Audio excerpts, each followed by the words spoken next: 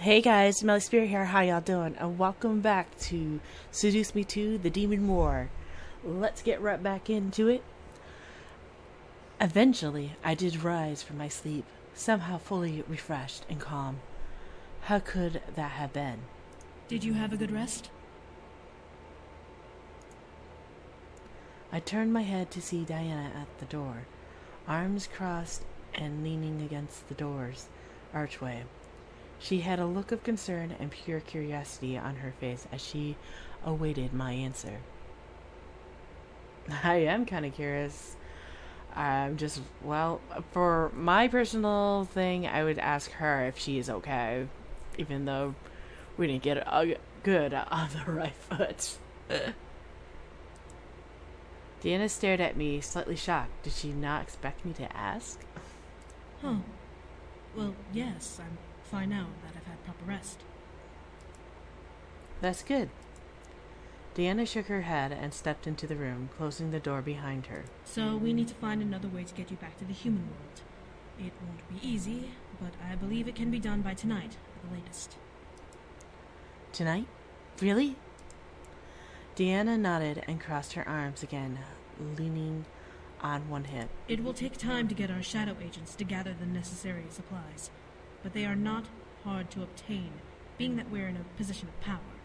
You must be lucky. What do you mean? Diana sighed before casting a short spell under her breath. In front of me appeared a floating map, almost like a hologram. It showed an entire world with mountains, plains, and forests, and it was all was surrounded by sea and water. Diana pointed at a marker that had a purple banner in its tip. It was marked in the center of some mountains and forest area. It was also the very center of the map. That is where we are currently, the center of the abyssal plains. Diana then ran her fingers in a circle around the marker, showing a perimeter around it. Everything we need for the spell is within this area. It will just take time to gather the materials and prepare it. I nodded, understanding the situation. I was going to hopefully be able to go home tonight, which was better than not going home at all. So what should I do until then? My suggestion? Stay in this room. I can mark this room as off limits so that no demon may enter that would confuse you for an intruder and kill you. I gulped. I did not want to die. As Diana made the magical map disappear, she shrugged. However, I cannot stop you from whatever you wish to do. Just don't leave the castle. I nodded as she turned to leave. As she stepped out, Diana looked back to me with a reassuring look. We'll get you back to the human world. I promise you that. Finally, she left me alone in the room. I let out a small sigh and looked up at the ceiling. I had to wait until tonight to actually do anything. What was I going to do? Part of me agreed with Diana's suggestion, wanting to stay in the room and be safe in case the guards didn't know who I was and would kill me on sight. My curiosity, however, wouldn't let me alone and wanted me to explore the castle. I was handed an opportunity to explore a castle in the demon world, and part of me did not want it to go to waste. I was torn on what to do. Choices. We're going to save. I could be a good little girl and stay in the room.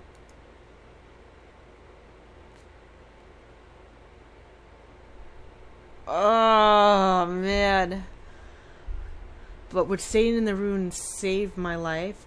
Or would exploring save my life? That's the thing right now. That's the big debate on what to do.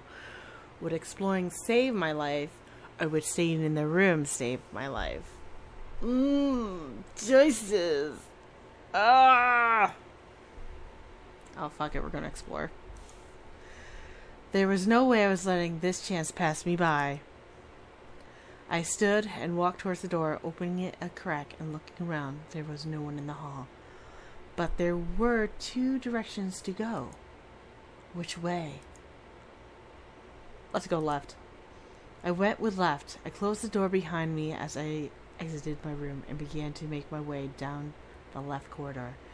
Everything was definitely medieval style, and I felt a bit small in the hall. It was like I was in a fairy tale walking around in a wedding dress. It felt almost dreamlike. A passage seemed long. The passage seemed long, decorated with wall candles, paintings, and random curtains and flowers.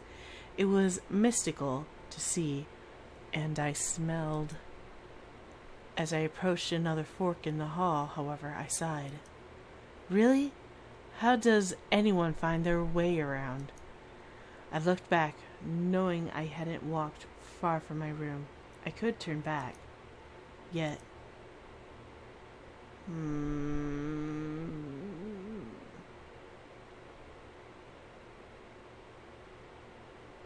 Let's take another left. I was headed left anyway. Might as well make another left. I turned left once more and headed down the hall, greeted by more fantastical decor.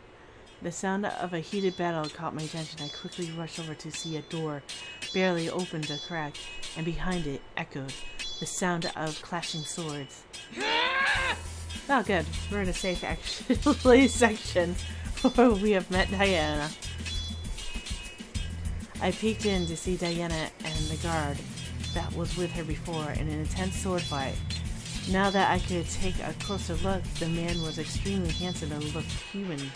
Yet I could sense that he was very much a demon, just from his presence alone.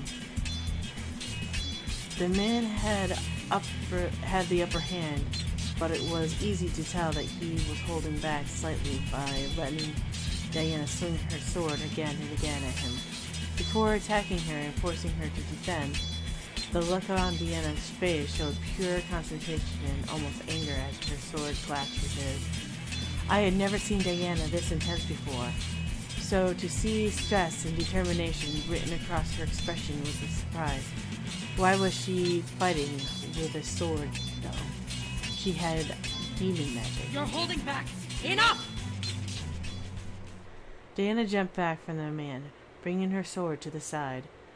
As the man did, the same in perfect sync, she growled before tossing the weapon to him, and he caught it by the hilt with ease. I told you not to hold back. Didn't you hear me? The man stared at Diana before gently bringing the swords together, making them vanish into a soft black mist.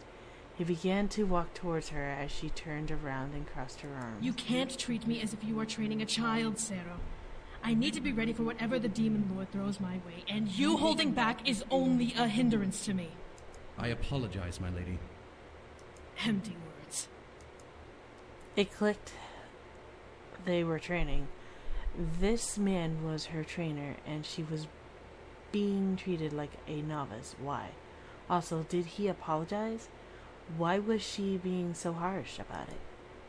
Maybe it was a mistake. Diana let out a sigh and walked to the balcony of the room, laying her hands on the railing and leaning over her arms. As each day goes by, my kingdom, my army, and I are constantly at risk. If I cannot defend myself when my energy runs out, then how will I defend this kingdom? You will be victorious. I will be slaughtered because of your inability to train me properly. You know why I cannot, and yet you still demand it of me. I cannot bring myself to even potentially harm you. And that will lead to my death. What was Sarah talking about? Why couldn't he train her properly? Why was she so peeved about it? Couldn't she just get another trainer? You will not die, my lady. I promise you that. I cannot trust anyone who says that to me. But you know that it's true. I will repeat my promise over and over to you until you accept it. That promise comes out of a lie. I watched as Daenerys walked over to Diana and gently wrapped his arms around her from behind. She didn't resist, but she didn't lean into the embrace either. My love for you is not a lie, Azair. You do not have permission to use my name. You are avoiding the subject. My feelings for you are real. Your feelings are false. They are as pure and true as your golden heart. I could not believe what I was seeing. Diana had an admirer. When did this become a thing? When even was this guy? Who even was this guy to her? Why was she so against him and his love? You will defeat the Demon Lord and bring freedom to the Abyssal Plains.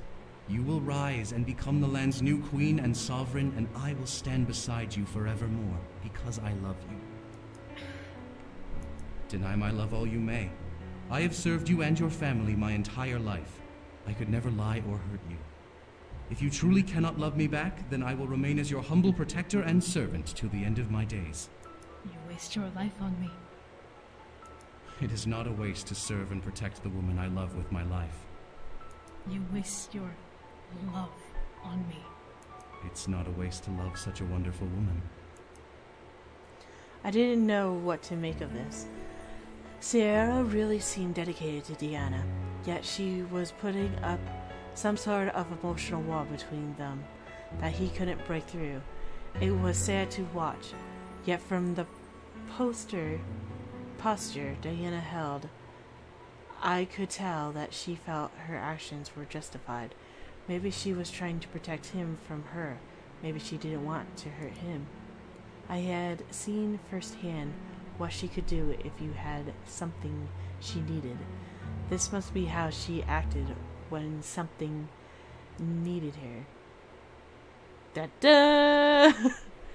Diana gently sighed. To his and my surprise, Diana turned her body slightly to Scenario in his arms and ran her hand over Sierra's chest, making his uniform top vanish into purple mist and leaving his chest bare. What was Diana doing? Oh, I don't know. Making love? I need energy. Yep. Or that. From me, or do you wish me to? Just give me your energy. I have no time to wait for you to get me a sweet flower. Sierra nodded before gently turning Diana fully to him in his arms and kissing her. For some reason, it may have looked like a normal kiss, but I could feel the love and passion that ran through it. It was almost magical to watch. Oh dear, I'm a peeping Tom. One thing was for certain, however. He really did love her. The way he held her painted her feelings like a picture, so openly gentle and loving. Did she love him, though? She simply had one whole hand holding one of his arms while another rested against Sierra's back. Diana's feelings were an enigma. I quickly took the moment to leave, not wanting to disturb them, not wanting to see their moment go any further than that kiss. I remained in my room until the night came. I was given food which looked like soup. The woman who gave it to me apologized, letting me know that food was scarce until the upcoming harvest, which was a couple of days away. Being that I was only staying the day, I didn't mind much. I was more concerned over what I was given to eat. It was some sort of stew with mysterious chunks swimming in its broth. It smelled surprisingly good, but who knew how it tasted? Oh dear. Okay, we're gonna save right here. And ta-da, we're going to eat it. I gulped. I had to try it. I had to eat it. I hadn't eaten in 2 days, even before I came to the demon world. I was pretty certain Diana wouldn't poison me now, and I was fairly sure that she wouldn't serve me anything disgusting. I lifted the spoon that was sitting in the broth, letting it capture some of the stew as it rose. I mean, it wasn't terribly scary to look at.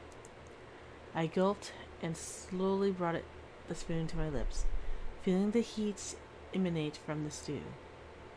A knock rapped on my door, breaking me out of my train of thought. Huh? Come in. The door opened to reveal Diana with a plate holding things I recognized, bread and cheese. I let out a heavy sigh of relief before Diana laughed. I suggest not trying that.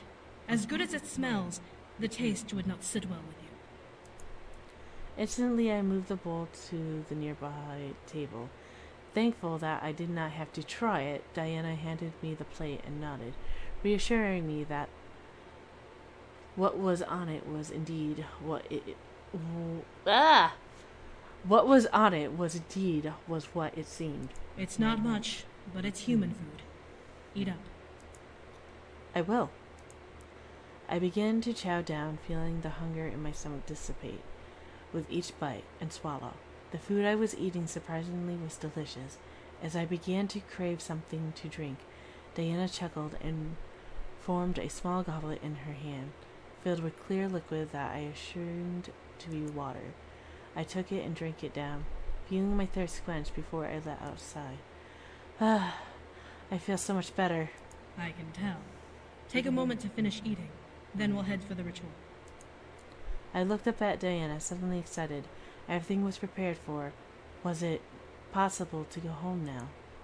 As if she read my mind, she smiled and nodded. We finished the main preparations. We just need to head over and we'll start. I couldn't continue eating. My mind went into an obsessed frenzy of wanting to go home. I stood up, moving the plate and goblet to the nearby table. Let's go. Huh? Are you sure? I nodded, not wanting to waste any more time. I needed to get home, and I was tired of waiting. Diana stared before nodding and heading for the door, opening it for me and exiting after me. As she closed the door behind her, I began to feel my heart flutter in relieved joy. I was headed home. Diana led me down the corridor to the war room, where I had originally arrived, to reveal the table covered in plants and artifacts of different kinds. None of it made sense to me, but I had to only assume it was what was needed for the spell to work. Diana walked to the table and took note of what she saw, nodding. This should work. You're in doubt? Have to be after the last time we tried sending her home. Do we have a human anchor? No, you're on your own this time. But we'll make sure you survive casting it. This spell should work, however, because we'll be using energy material. It will only require a slice of your energy on top of these items, which your guard can refill immediately after this. Just make sure you don't die casting it. Diana smiled at her guard before turning to me. So, are you ready to return home? And we'll save there, just in case I have choices. She didn't have to ask. I'm ready. Diana nodded once more before turning back to the table. She lifted her arms over the surface and lowered her head, muttering under her breath.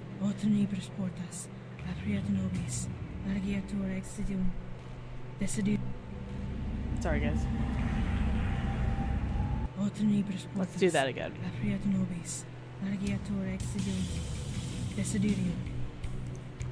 As she spoke, the table began to glow, as did she.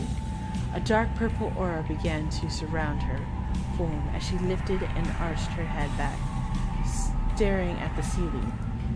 A glimpse at her eyes made me gasp. Warm golden orbs covered her blood-red irises, glowing with magic. She was deep within the spell, and I could see it slowly draw energy from her body. The items on the table began to gleam wildly, light orbs floating from them and dancing in the air above the table's surface. They began to weave back and forth with each other, almost as if the lights were dancing to a silent tune.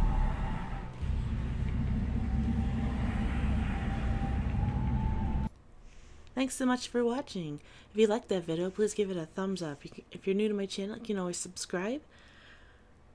You can always drop me a line down below, and I'll see you guys in the next video. Talk to you guys later. Find something to grab on to. I tried to pull my legs away from the hands that were holding them, but couldn't pull free. What was going on? Why was this happening? Someone help me! As if someone had heard my screams, I suddenly felt the hands let go and disappear, leaving me to float in the darkness they left me in. I shut my eyes. Please let this be a dream. Please let this be a dream. I finally felt a surface under my feet, and I collapsed onto it.